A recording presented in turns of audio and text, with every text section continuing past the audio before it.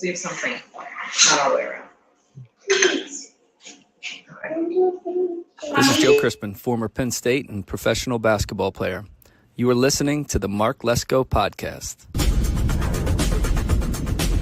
I think you said that he could have gotten more separation. There were some technique fundamentals in receiver that weren't perfect in the 80s. I had to throw in a few points of criticism. You hate to see a game that was where there was that many points scored and was that exciting and that many swings in momentum, etc., effectively get ended by ref. What was it like playing in March Madness? I mean, we have it going on right now.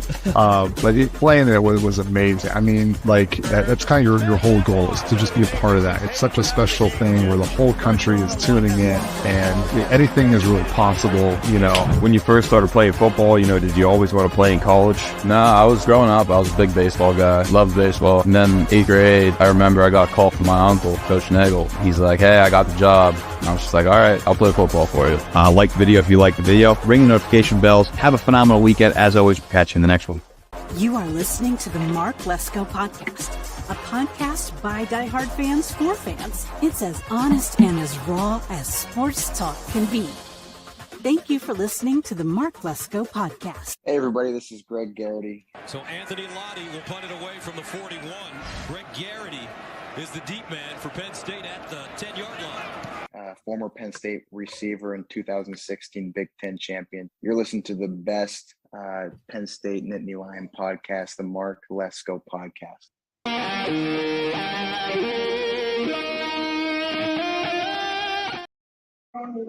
Let's do it thin. And then All right, guys. I think we're just going to jump right in here. The intro doesn't seem to be working that well, but using StreamYard right now, and it's going pretty good. It's still new, but it's much easier. I'm still kind of figuring it out. So, joined by Matt from Penn State Jerseys, Brett Cable once again. Welcome in, guys. How we doing tonight? So, Mark. Thanks for having me. Doing well. Yeah. So, Penn State, West Virginia pregame. We're gonna kick it off here. Hey, Matt. No, let me use a shot. There's a lot of background noise coming in. Yeah, give me this. Let me step over here. I got my daughter's trying to bake a cake. My son's trying to watch TV. I may actually even take this outside. Let's go outside. Let's go outside. Yeah, we were really picking that up.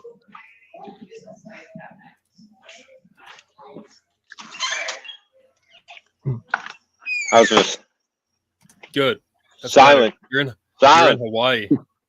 I actually moved back. I actually moved back east. So I'm back east now. So you're in Penn State country now? Yeah, I'm back in New Jersey. So still a lot of see a lot more Nittany Lion stickers than I do on Kauai. But I'll tell you what, I saw more than I ever thought. I probably saw like at least 3 or 4 during my time there. There was a guy with a pretty badass dual Steelers and Nittany Lion sticker. So, well, I'm sure you did. I'm sure you did. Well, they gave up on Rutgers. That's probably what happened. But yeah, again, thank you guys for joining us. Joined by Matt from Penn State Jerseys, Brett Cable, Penn State, West Virginia, Week 1 pregame show. We're going to kick it off. I've seen every possible podcast coming out of the woodwork to talk Penn State football, and I just think I said this before, but we've been covering Penn State football all summer, all off season, and we've been every day, pretty much every week, twice a week, we've been covering it. So I'm glad everybody else is posting now too, but don't forget who's been doing it all off season, and that's us. So Matt, obviously another diehard Penn State fan, all the way out there in Hawaii. First and foremost, what do you think about the matchup? I mean, they're talking a lot of crap, as always. But what do you think of the matchup going into Week 1?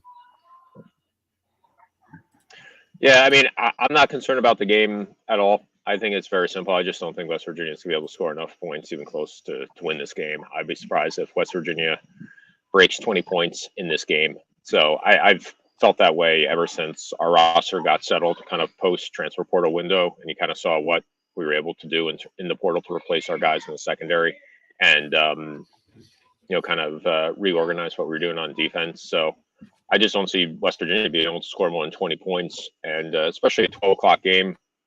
One thing, it was a 7, 8 o'clock game.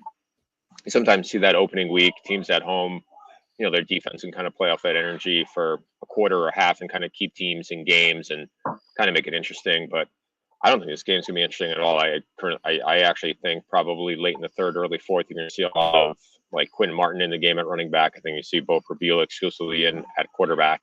I don't think this is gonna be a close game at all. I think Penn State matches up extremely well against West Virginia, and I just think a 12 noon start, and it's not a far travel for Penn State at all. Looks like we lost him. The connection, yeah, I think. But yeah, he makes good points that he doesn't really think it's going to be a matchup. I think the same thing, but he's back. Okay. Matt, you're back on, man. You're Yeah. good. Yeah, so you're pretty much saying that you don't think it's going to be much of a matchup. Do you think Penn State covers and everything like that? What's the spread right now? Like 8.5, something like that. Oh yeah. Yeah, has I'm moved. very comfortable. I'm very comfortable with that. I think the folks setting the lines early in the season, I think that's some of the hardest times for Vegas, those week ones where you don't really know. There's been so much turnover now, especially with the transfer portal and so much player movement in college football. I mean, I think if Vegas could take a week one off, they probably would. And if teams that follow close, I mean, I'm not a betting person. I'm actually completely against gambling. That's a completely different conversation. But I'd feel good about the 8.5 if I were to partake. Yeah, so I said it earlier, but I booked it when it was -9.5, the over 51.5. So that's what I have, the parlay.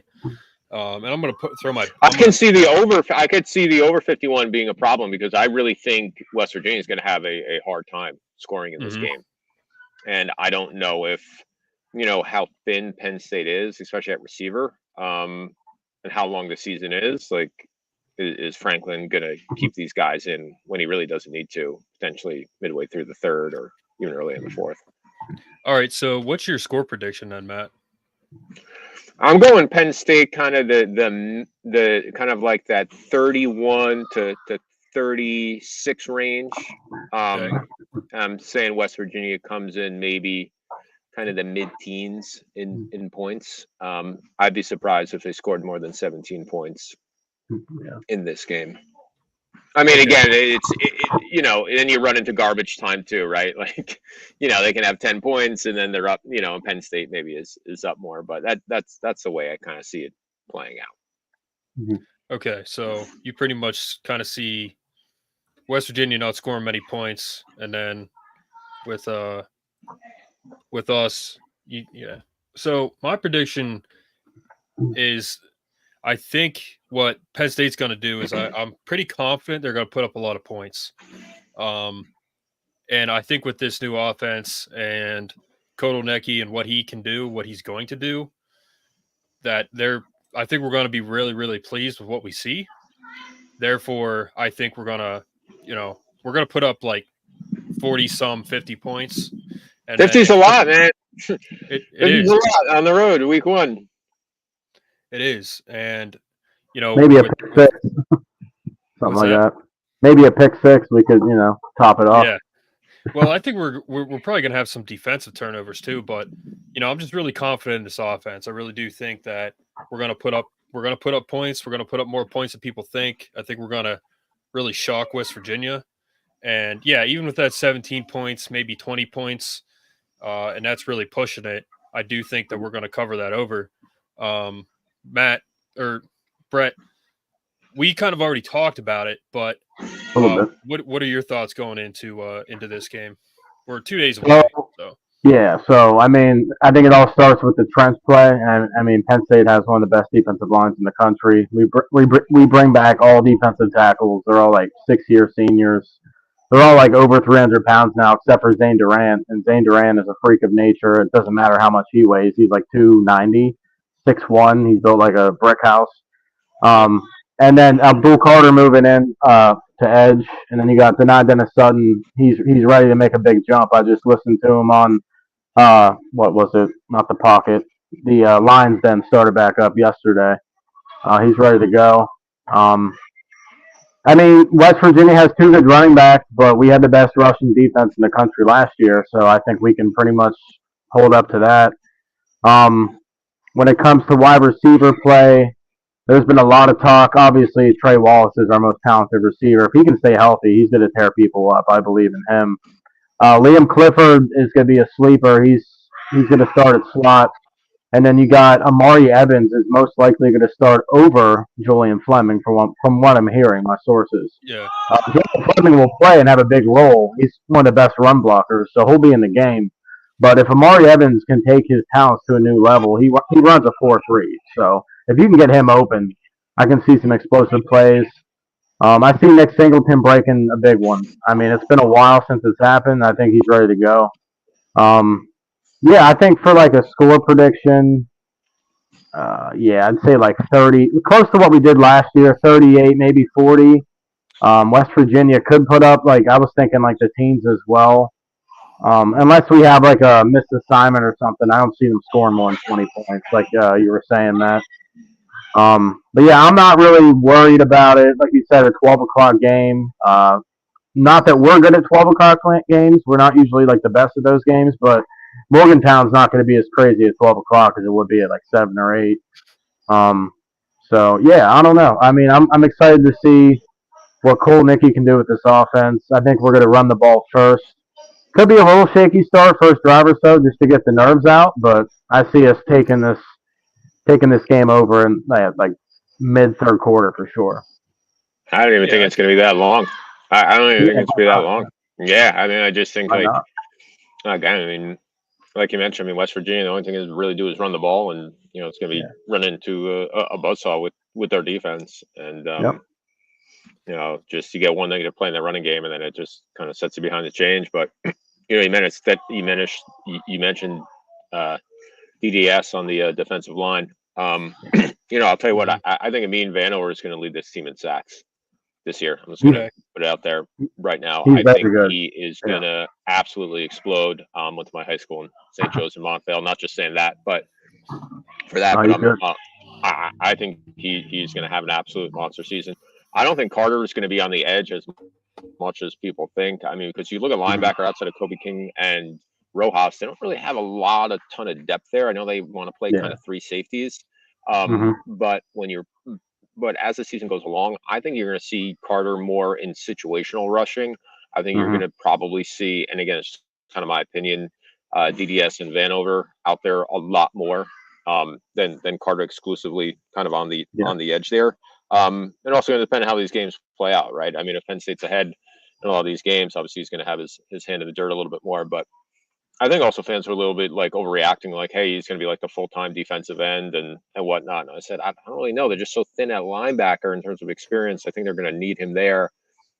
And they're just so deep at defensive end. I think it's just going to be kind of a numbers game. So I think that's been like a completely overplayed, storyline the offseason. Like, oh, he's going to be like Micah Parsons and play every down. And it was like, well, no, I don't know. He's going to do his thing, but I don't think he's going to be there like for 70% of the snaps or something. Yeah, I agree with that. I forgot to bring up the O-line, actually, on both sides. So, up the D-line for Penn State. But West Virginia actually had a good offensive line last year, but they lost their starting center, and he was a beast, Zach Frazier. So they lost him. So, I mean, they should have a decent offensive line, but I think we'll still give them trouble. And then Penn State, the offensive tackles is the only question mark, really, because Drew Shelton had surgery on his shoulder. I think it was his shoulder. So he's back and healthy now, but he wasn't in spring ball, so he might be a little rusty. We'll see there. And then you got Anthony Dacco is most likely going to start on the right side with Nolan Rucci rotating in. But the interior should be really good. I mean, you got Vega. How do you say his name? Vega. You have the swing guy. What's his name? Drawing blanks. Nick Dawkins. Nick Dawkins. Yep, Nick Dawkins is starting center. So I mean, that's the first start. So we'll see how that goes. I think we'll be good. And Cooper Cousins will play too. I mean, he'll rotate in. He's a talented freshman. But the guy I was thinking about was number 50. I think when he. Here's his name. Oh yeah, you're talking about JB Nelson. JB Nelson. He's gonna be a swing guy. He'll play wherever. I mean, wherever they need him. Yeah. Yep. Yeah, I mean, I think when Cousins gets in the game and he gets his hands on people, I don't know if he's going to come out.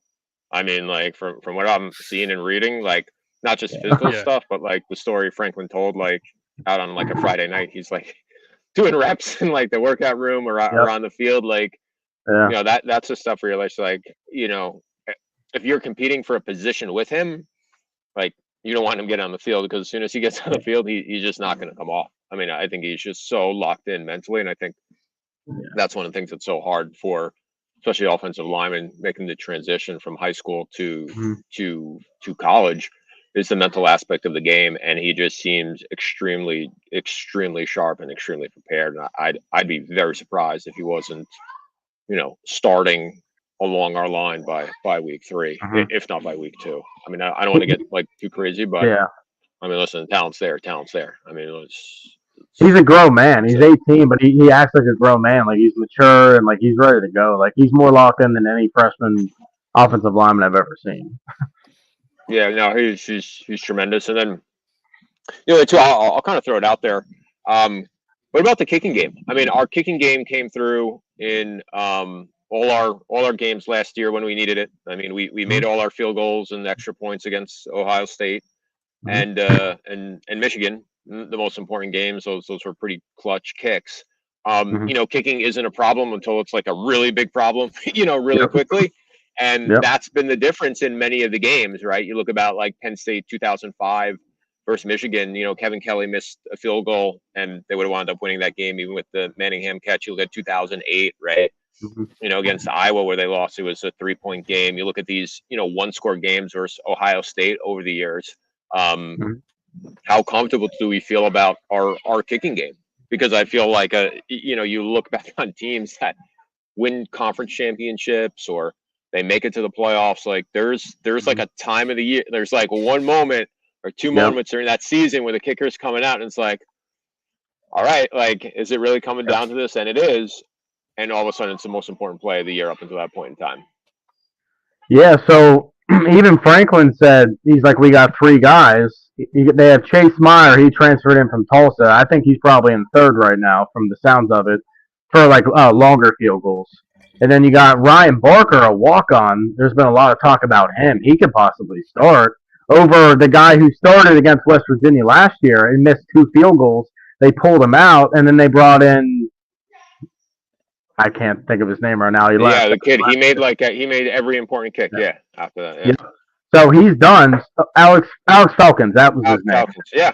Yeah, so he's done. So it's up to probably Ryan Barker, the walk-on, which, like I said, I've heard a lot of good things about him, or the highly talented guy who they started last year. He just wasn't ready to go. So he's got a big leg, and he just has to be ready for like the gameplay. I guess during practice is practice, but during a game, completely different. So I think we'll be all right, but we won't really know until we see it. I feel like it's the same thing with the offense. Like, you don't really know what you're going to see until it happens. So, but I have faith in Kolonicki. The guy's very upbeat, and you know, everyone just, you can see that he's put a lot of work in. So, yeah, you know, for me, you know, you guys speaking about the individual players, and this is going to sound kind of like common sense basic, but what I'm looking at, first of all, is our offense. That's what I'm going to be truly watching. I think our defense is going to be just fine. The only thing I'll really be looking for in the defense is how many turnovers can we get? How do they do against Garrett Green? Garrett Green is a good quarterback, but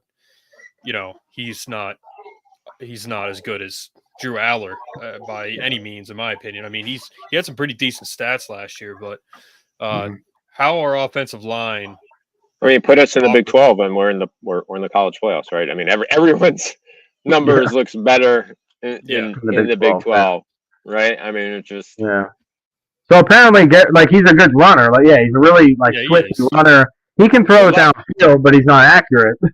And he threw like 50% completion or something, but he can't throw short passes is the problem. So if they try to do that, then Pick off City. So Let's they, go. Yeah. listen, it's going to get ugly. This is going to be one of the bury the football games for them. Yeah. I mean, Yeah. I just Travels really well. Like I said, I'm just really looking at the offensive line, how they operate against their defense in general. I mean, Kodolnecki is a offense coordinator, plays from the ball out. I think it was Kansas. He was like 60% run.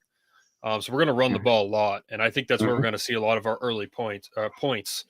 I think they might start a little slow, Penn State. I'm talking like 1 or 2 drives, but we could also score on like the opening play because I think we're really going to run the ball a lot, and then that's going to open up the pass game, and I think we are going to see quite a bit of passing, but I think it's going to be like 60-40 run, 55-45 run, and we're really going to see our running backs, how well our offensive line holds up. Because we have a very talented O-line. We have a very talented running back room. I wish Aller had like 1 or 2 more weapons, but we'll be just fine. Considering Julian Fleming, a 5-star guy who came from Ohio State, played with multiple NFL receivers, isn't even starting for us, I think really tells you something about how competitive that room is right now. So that's really what I'm going to be looking at is our offense and how does our offensive line perform against West Virginia, because again, my score prediction is 45-10, 45-17. That's my score prediction. I think we're going to, like, if we don't put up more than we did last year, I'm not going to be happy. I want to get into the 50s. That's even if West Virginia scores like 20, 30 points, like they're not going to, but yeah, if West Virginia scoring like 25 points, Mark, that's a problem. Like that's a concern. it is. Now 14 comes in garbage time, right? When everyone's out, like, I get it, but that's what it looks like. Yeah, that's what I was gonna say. Like, for me, man, if we don't put up 40-some points, at least, I'm not gonna be happy.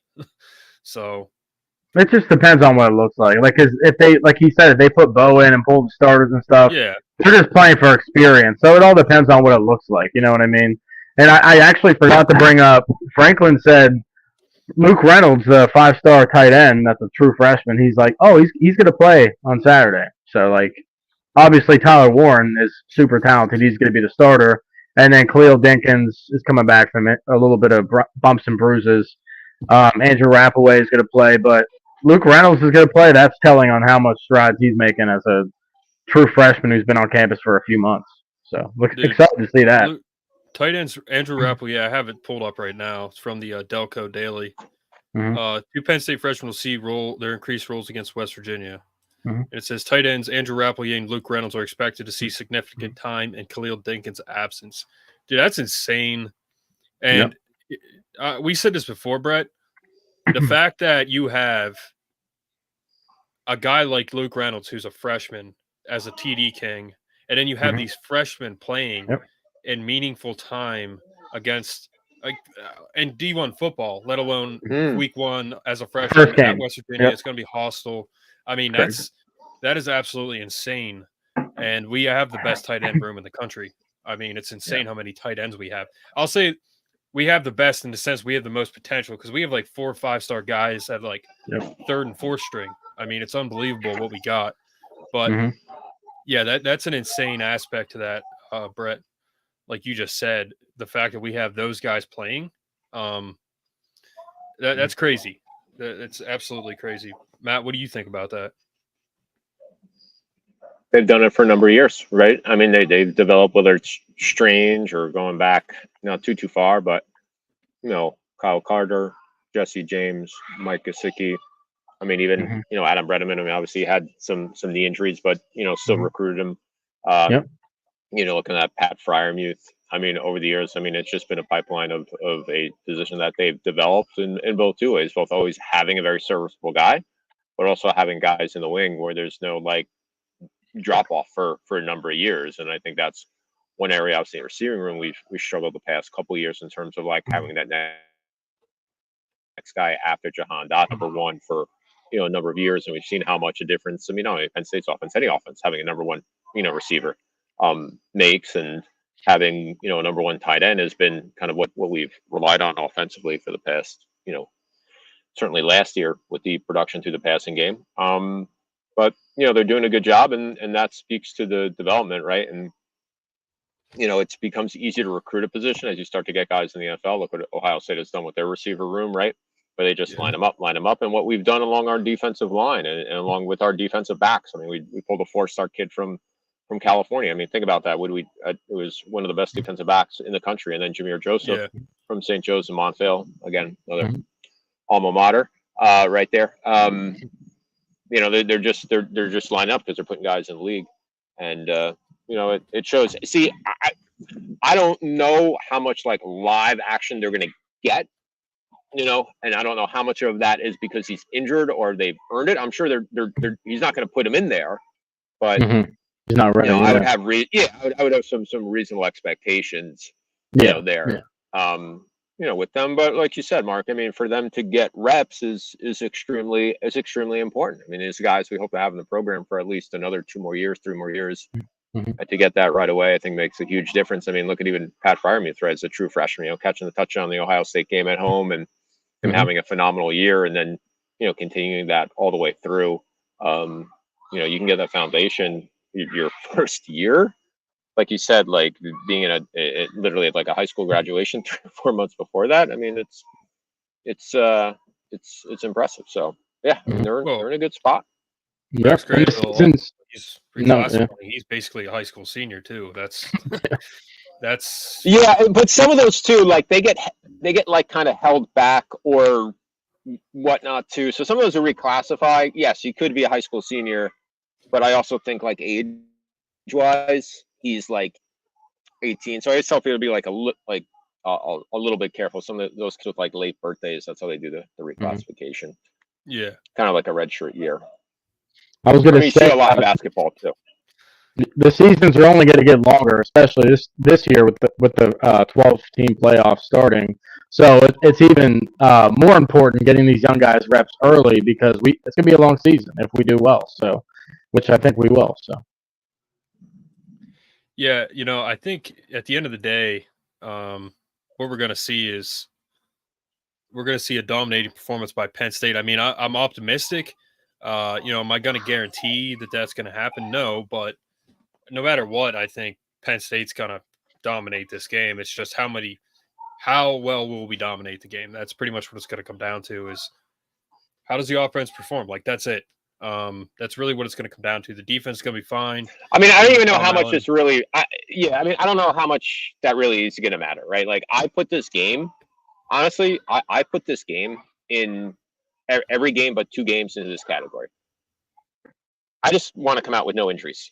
I don't even care whether they completely blow them out or do anything crazy. Like, it's week 1.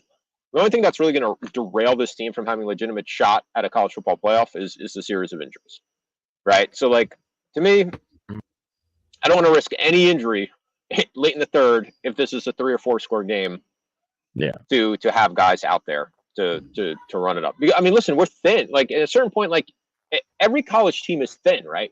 Drew Aller goes down, or Nick Singleton goes down, or Tyler Warren goes down. Now all of a sudden, where are we, right? So I think we're going to manage the roster, and I think this is going to happen a lot more college teams, more like the NFL, where if you're up 3-4 scores, I can see guys coming out of the game a little bit earlier than maybe in prior years. And like I said, the fact that they have Reynolds or Quinn Martin, in the third quarter, they don't have to be giving the ball Tron to the 20th time. It could be Quentin Martin or some of these other guys, and keeping those guys, fresh. So, and there's actually a lot of talk about Cam Wallace being the third running back too. He's made a lot of strides, so we might even see him in the game too. So he's wearing Barkley's number, so that'll be cool to see. Yeah, that would be awesome. I mean, that would just be. It would be cool to see him play because he's so quick. But I also just want to see Quentin Martin play. I actually want to see Quentin Martin get some time. The question is he going to burn his red shirt this year? And I do think he will.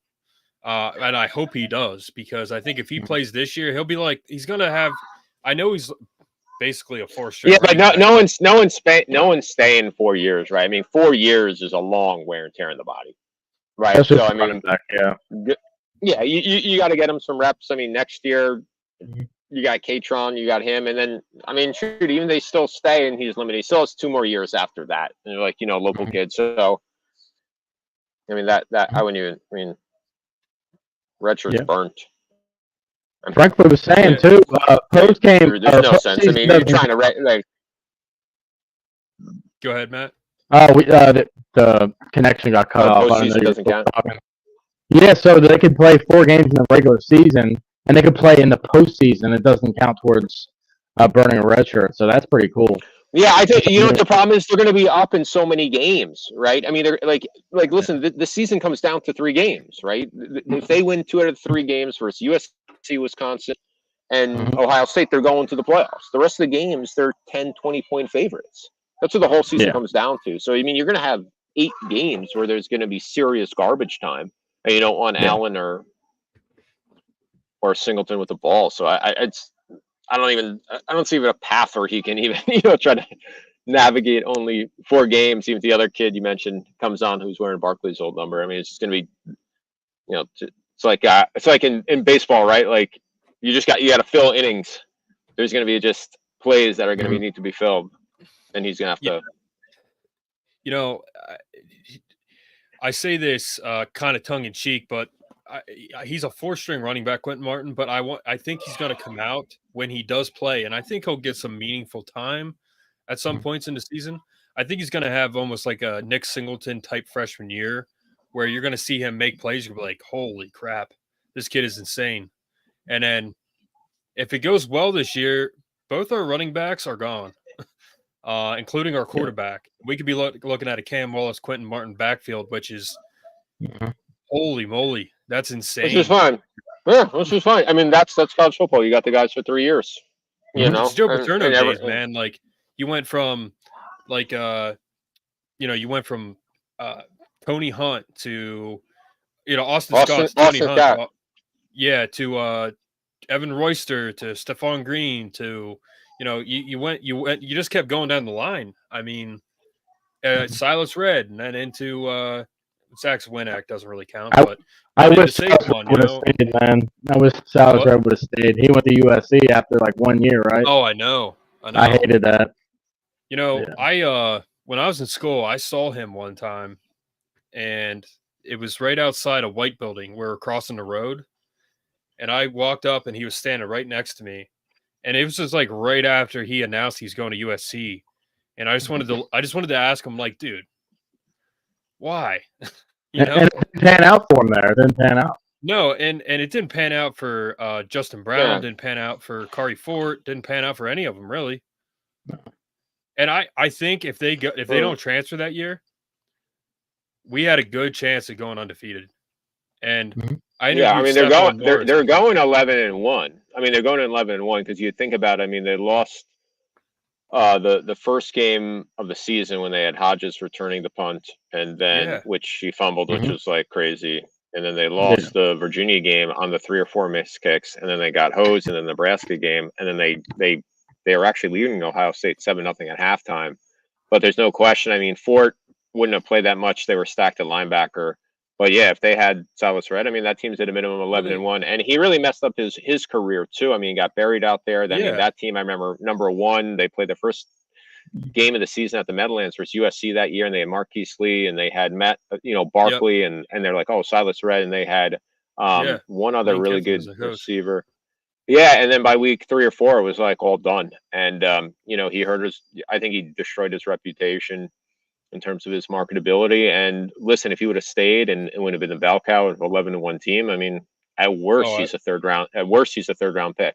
Yeah. And so I feel bad for him. I mean, it was just a kid that I think was, I mean, obviously he's an adult now, but I think a kid at the time that was just like so badly misguided and badly influenced what to do. And I think he regrets making the decision and realizes what it is. But hey, I mean, listen, both sides move on, and that's it. Yeah, like I said, I interviewed Stephon Morris that year for a paper in school, and he was hilarious. But I told him, I said, Stephon, like, I think if those guys didn't transfer, you're going undefeated. And he said, I agree 100%. And And, the thing is, what was so weird about that year was we had Zach Zwinack, okay? Never even heard of him before that. No offense to him. He was still low on the depth an Army All-American. He was an Army All-American. He was a good player. Yeah, he was an Army All-American. He was a good player. I just mean, like, on the roster, like, we didn't really know who he was, and then we ran people over them. And you know what else? You know what else is funny about that?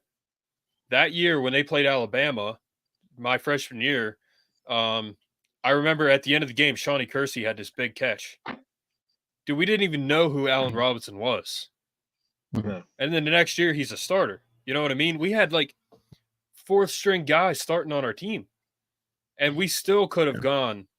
We went 9-4, and we lost to Ohio and Virginia. Like, that's insane. Like, if the starters don't leave with Bill O'Brien, we're easily 11-1. Like Matt said it. I mean, that was just that was a crazy year. And unlike what Stephen A. Smith said, we didn't get the death penalty and we did really well. I mean, he said we're going to go 0-12. But back to this year, Matt, what's your prediction for the season?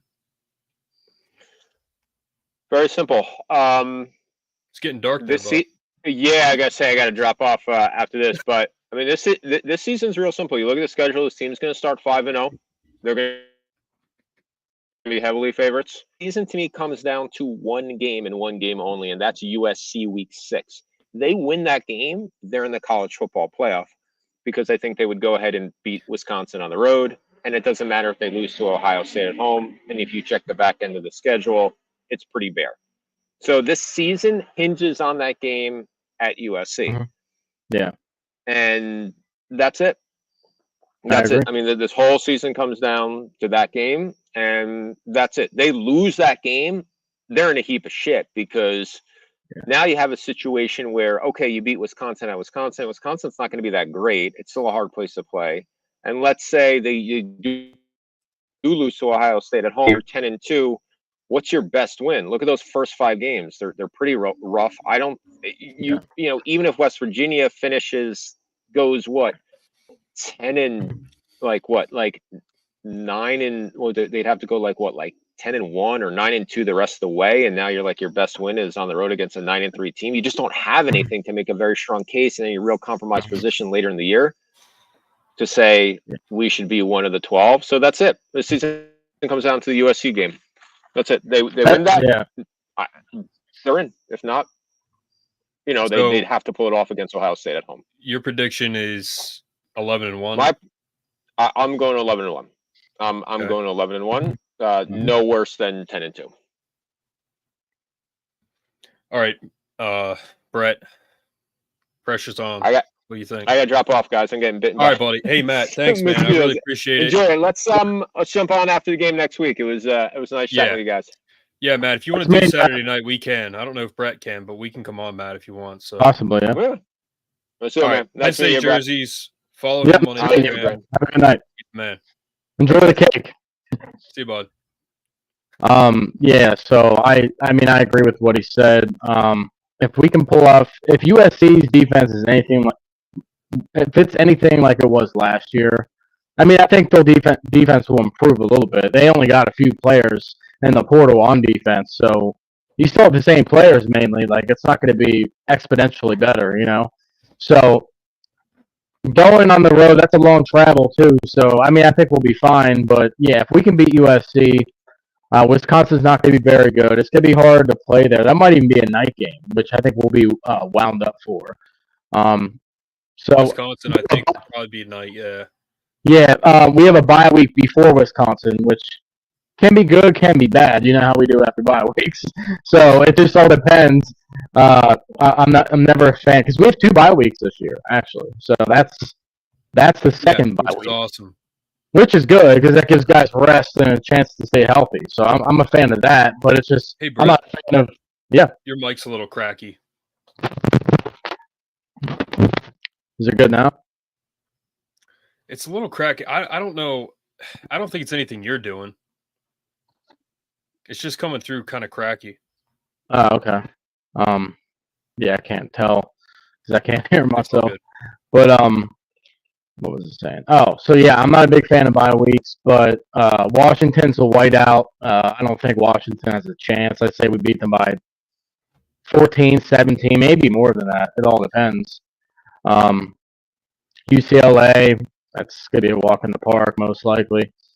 My prediction is I really want to pick 11-1. I'm sick of the 10-2s. I think most fans are. The majority of the fans are. If we do go 10-2, the problem is we still have a chance. But like he was saying, what's our best win? And think about how many other teams are going to be 10-2 this year because the conference is expanded, and there's going to be a bunch of 10-2 teams. Well, maybe not a bunch. We'll see, but there'll be a bunch of 9-3, 10-2 teams fighting for a spot in the playoffs. Predictions 11-1. Lost to Ohio State. I think there's a way to beat them, but until I see it, I can't predict Penn State beating Ohio State. Interesting. So you pretty much have 11-1. That's your prediction. Yeah. What about you? Right.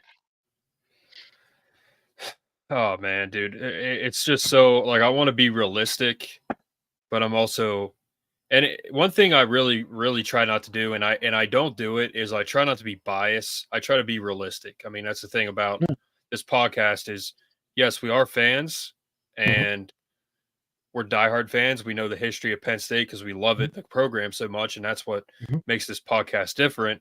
Is we're fans. We're life. This podcast is done with passion. Like Matt, you, I mean, we're on here because we love Penn State football. I mean, that's why we're on here. I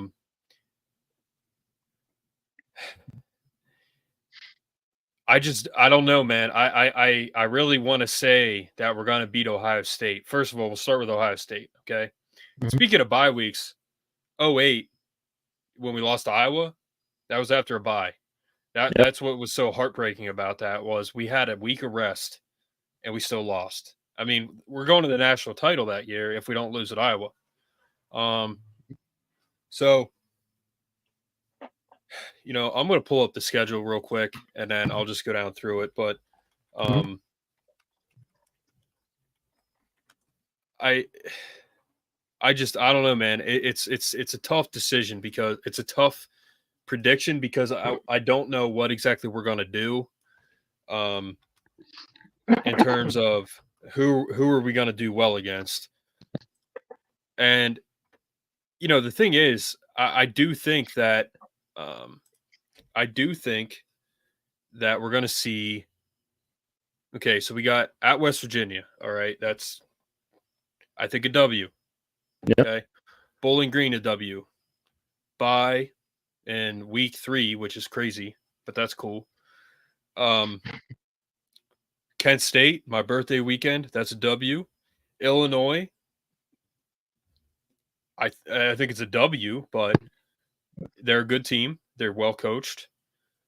UCLA, I think that's a W. I mean, I just think we're a better team. Rebuild mode. Yeah, at number 23 USC. I do think that's a win. I know it's a long trip. I don't know what time it's going to be, but they're probably going to go out like Wednesday, Tuesday to get acclimated to the new time. I mean, it's only 3 hours. It's not like they're going to a different country like Ireland, like they did with Florida State. Those games are so hard to predict, man, because they're in a different country and the time is all off. But then you got at Wisconsin. So, again, I think we win that game. I think we win at Wisconsin after a bye. Ohio State, as much as I would love to win that game, I think we lose. And then Washington, I think we win. Purdue, Minnesota, Maryland. I think Maryland's going to be a little tight, believe it or not. But I'm gonna have to say 11-1. I do think we're going to go 11-1 with the defense, with the offense, new coordinator. I just think it's a different team, and we're going to see points scored, and that's it. So I think we go 11-1. And then the question is, because we're going to get screwed out of the top 4 if we lose to Ohio State, no matter what. I think so. Are we at 11-1? We're probably going to have a home playoff game, which will be cool. Yeah. December 21st, I think, is the home playoff game, and whoever we play, I think we'll win against. So I think we're looking at least a second round. But if our offense is firing like it should be, man, we're going deep, and we could be top 4. So yeah, I agree with that. I didn't talk about postseason. I think, like you said, we get a home playoff game. It's still hard to predict what could happen in the postseason, but I think we'll win that game at home because everybody's going to be super wound up for that. That's never happened before, so that'll be cool. Yeah, I think we could win the next game too. Yeah, it just all depends. It's really hard to predict the postseason right now. But if the offense is firing on all cylinders, like you were saying, if Trey Wallace doesn't stay healthy, that would suck because that happened last year, and you see what happened. Our best receiver didn't play last year. I mean, Trey Wallace played one game, got hurt in the Delaware game, came back eventually for Massachusetts or something, broke his collarbone in that game, and then was out until the bowl game. So he didn't play last year, barely at all. So if he gets hurt, we're going to be in a little bit of trouble maybe, but at the same time, we have Julian Fleming who could come in when last year we didn't really have a backup behind the 3 that were playing.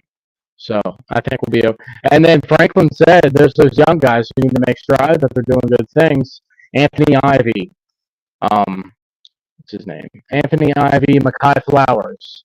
Jaden Saunders is going to play too, but we're hoping he's back for game 1 on Saturday. Caden Saunders is our punt returner, so we need him.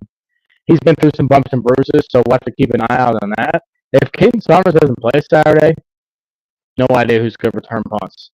And that's a safety thing. We need somebody to just catch the ball, so that's something to keep an eye out on. Well, Brett, I'm going to make a couple more points so we can hop off. I got Colorado playing in the background. Nice. I'm trying not to be distracted right now. But I got you. It's crazy, man. Football's here, It's like, yeah. Praise the Lord. Absolutely. But so I just want to make this point, okay? I just want to make this point first and foremost about James Franklin and like what he's done at Penn State and kind of the college football playoff history, okay? So here's what we're looking at, all right? So we got in 2015, okay, that's the first one. Ohio State won it as the number 4 seed. All right. You got Florida State, Oregon, Ohio State, Alabama. That was awesome because it was the first one. Mm-hmm. 2016, you got Clemson, Oklahoma, Bama, Michigan State. Okay.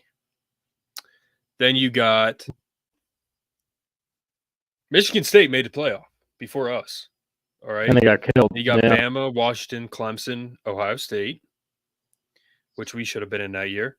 And then you got Georgia, Oklahoma, Bama, Clemson, Oklahoma, Bama, Clemson, Notre Dame, LSU, Oklahoma, Clemson, Ohio State.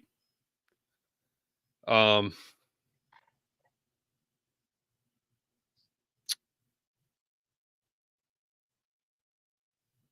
that's the 2020. They have LSU and Oklahoma. That's not right. Oh, yeah, it was. It was Joe Burrow. And then Alabama, Notre Dame, Clemson, Ohio State. And then you got Bama, Cincinnati, Michigan, Georgia. Michigan, TCU, Ohio State, Georgia. The pattern is, if you just heard that, Notre Dame's made it a lot. They get killed. Clemson's made it quite a few times. They didn't always win. Oklahoma's made it. How many times? Never been to the national championship. TCU made it. Michigan State made it. They got killed. The point being is, would you rather go to the playoff like Notre Dame at Oklahoma and get smoked every year? Mm-hmm. Or make it one time and get smoked and never go back? Or do you want to just, you know what I mean? Like there's like that silver lining there where we haven't been there yet, but we also could have been there and got smoked every single time. You know what I mean? So I think the year that we got screwed and Ohio State got killed, I think we would have put up a better fight than that. We would have scored. So like that year is not fair. That year is not fair. So that year should have counted to us making it. And at the same time, a couple years ago, there was less parity. There's more parity in football now, so it's more competitive. There's not one big dog in college football anymore. You saw it last year. There were a lot of people competing for it, and last year it took a turn, actually. Maybe the last 2 years, but other than Georgia 2 years ago was really good. It's more evened out now than it's ever been. So I don't think, I mean, if Cincinnati gets in, they're going to get killed again probably, but for the G5 teams. And there's still going to be off-balance stuff, but it's going to be more competitive now than it was in the past. So I think if we make it in, we'll put up a fight because our defense will keep us in every game. That's why. Yeah, at the end of the day, man, the offense needs to establish some confidence. Kotelnicki was really good at Kansas. He was 60% run. We're going to see a lot of run. And, I really think that's what we're looking at. So I think it's going to be 45-17 Penn State. Covers the spread, covers the over. And then, I think the offense is going to do really well. And so last if they get, go ahead. Go ahead. If they get to 40, because you said you wouldn't be happy if they don't get 45 or more, I think it's like I said, it depends. If we show explosive plays and it looks like we played a good game, we scored 40, that's fine. I remember 38, 40, like that's fine. It depends what it looks like. If we're just barely getting a couple yards and we're just ground pounding like a Michigan game, kind of, they're boring, right? If we just do that. But at the same time, I don't know. I just want to see some explosive plays. That's fun to watch. That's something we need in our offense. If I don't see explosivity in the first game, I'm going to be a little worried. But at the same time, Matt was saying it is the first game. You got to work things out. Brand new offense. It's going to take some time. Even if we have to play Bowling Green and Kent State to get on track, yeah, they're not good teams. But if we can just get on track on those games, then I think that'll help us. So we'll see. Yeah. So, yeah, I mean, so, Brett, I'm going to join back in real quick. I'm going to kick you out, and then I'm going to have you join back in. That might fix the cracking noise. If not, it's not a big deal. It doesn't sound that bad, but it just doesn't sound clean. Okay. All right. So just jump back in, all right?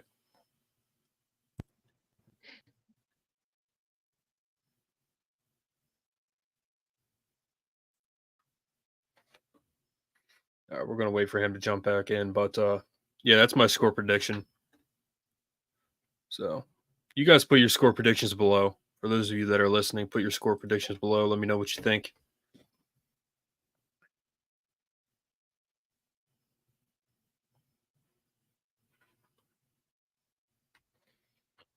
All right.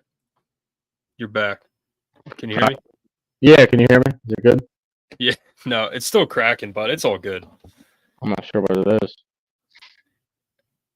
I don't know. Is the cord plugged in right? It's Bluetooth, yeah. It's all good. Who knows? I'm not sure. Maybe because it's Bluetooth. I don't know. Yeah. I'll have to look into it. But, yeah, man, that's my final score prediction. I'm not going to get into the whole season. Like, I'm not going to get any more into the whole season. But yeah. What's your final score prediction? I'm going to do, I think it's going to be close to last time, to be honest with you. Because we're on the road. Last time we were at home, you know what I mean? Yeah. But I think we could do 38 to 17. 38-17, same as last year? Is that what it was last year? Or was it 15? It was around that, right? Was it 38-15? Yeah, so 38-15. So 48. I think 17 is the most they can score. I don't think you're still covering. Go ahead. They might even get 14. I mean, they might only get 14. I mean, they get 38. Four field goals. Yeah, 38-14. Yeah, that's still covering the over, but yeah, that's our final predictions. You guys put your thoughts below. Sorry about the bit of the sound quality there. I don't know. Who knows? We'll figure it out, Brett. Yeah. I don't know. It might be it might help if you disconnect the Bluetooth and then put it back on. I don't know. It's technology, dude. You're good now, Brett. Don't worry about it. We're jumping on. Okay. But yeah. But all right. Brett, thanks for coming on. Thanks for having me, Mark. It was great having both you guys on. We'll do post-game Saturday. Brett, are you good for Saturday? Yeah, what time? Just let me know what time you're thinking. I might not. Yeah, I might not be home right after the game. But I don't know exactly what I'm doing after the game. By then, I might be, I may have participated too much in the football festivities, so it might have to be later on or Sunday. Well, you can't do Sunday, but we'll figure it out. Matt's really good with post game, man. Like he really knows his stuff. So. Yeah, absolutely. But good job. All right, buddy. All right, man. Play the outro and then, But thanks for coming on. You guys put your thoughts below. We'll see you post game. Go Penn State. All right. You are listening to the Mark Lesko Podcast, a podcast by diehard fans for fans. Mark covers all things Penn State football and the Pittsburgh Steelers, as well as anything related to the sports and fitness world.